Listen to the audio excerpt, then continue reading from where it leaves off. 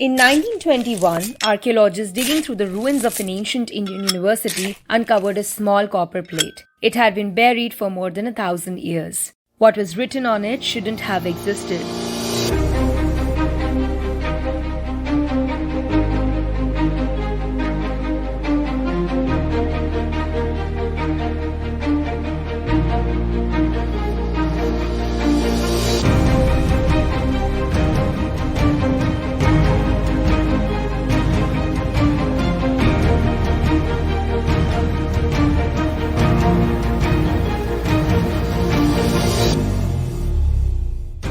It was a letter, not from an Indian king, but from the ruler of an island kingdom in what's now Indonesia.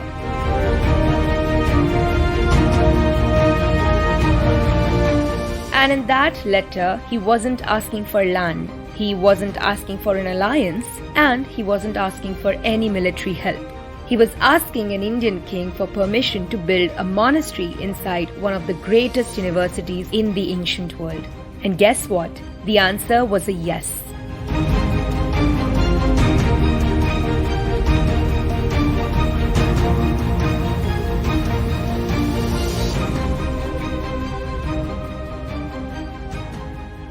More than that, the Indian king granted him the tax revenue from 5 entire villages to keep that monastery running.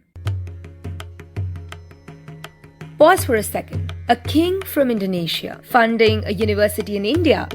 That should completely change how we think about power. India never invaded this kingdom. It never colonized it. It never sent an army across the sea, which makes the next part almost impossible to explain. Why was an Indonesian king investing in India? And how does influence travel across oceans? Without conquest, without occupation, and without fear. Maybe history has been asking the wrong question. Instead of asking how civilizations conquer, maybe we should ask why other civilizations voluntarily follow them.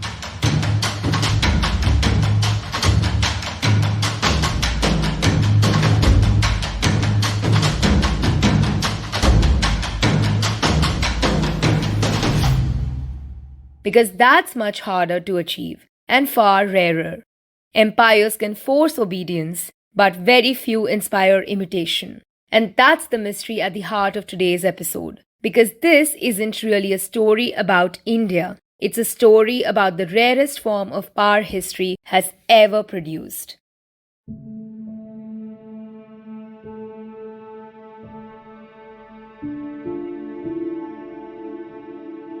History usually remembers armies, but armies aren't the only thing people follow. Humans do not only imitate power, they imitate prestige. Just think, why do students dream of Harvard? Why do startups copy Silicon Valley? Nobody forces them, no one invades them. Prestige quietly recruits people all by itself. Long before the internet, long before globalization, and long before anyone gave it a name, the ancient world had already discovered this secret.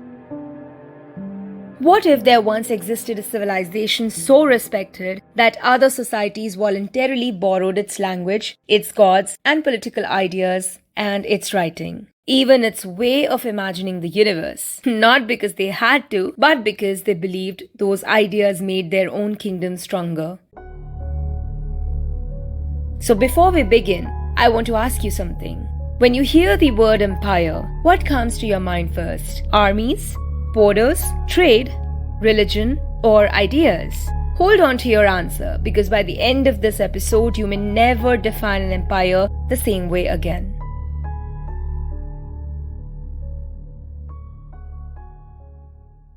By the way, if someone popped into your head while you were listening to this, send them this episode. History is always more fun when you've got someone to argue with afterwards.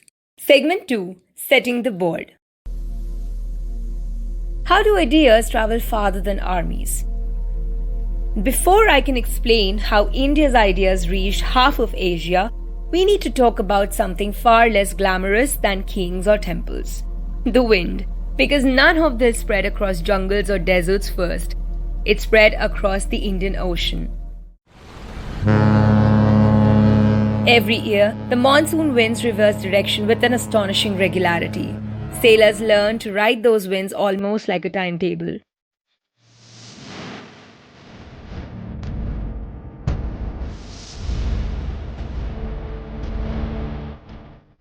A merchant would leave India's western coast and cross the Bay of Bengal, trade for months, and then sail home on the returning winds. Long before steam engines and long before GPS, nature itself had created an ancient shipping network. The ocean wasn't a barrier, it was rather a highway.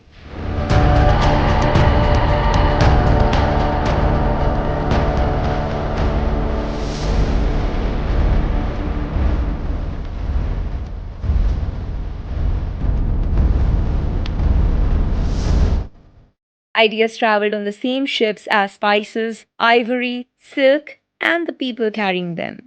From roughly the 1st century to 12th century CE, for nearly 1,000 years, something extraordinary kept moving across those sea routes. Not an empire, not an army, a civilization.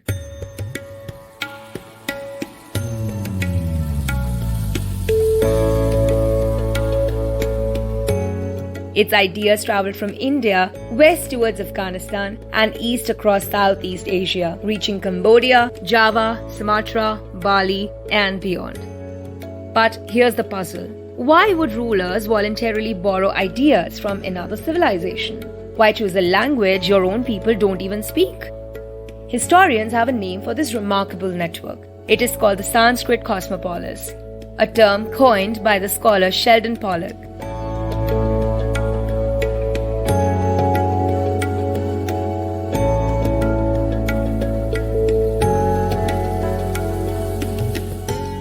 Think of Sanskrit the way medieval Europe thought about Latin, or the way much of modern world thinks about English. But Sanskrit was not simply a language. It was a passport into one of ancient world's most respected intellectual traditions. A ruler who commissioned inscriptions in Sanskrit wasn't just choosing elegant words. He was making a statement. We belong to this world. Sanskrit offers rulers legitimacy. Buddhist monasteries offered travelers learning, and trade connected them all. Together, they created something far more powerful than a trade network itself. They created a civilization that people from around the world wanted to join. Picture a king in Java, sometime around the 8th century.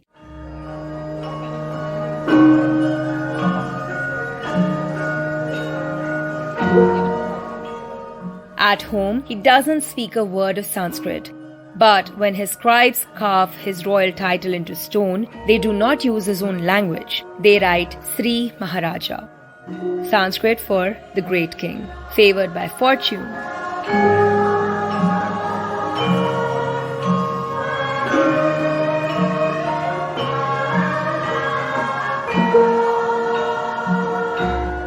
That single inscription tells every merchant, every pilgrim, and every rival kingdom that this ruler belongs to one of the most prestigious worlds on the earth.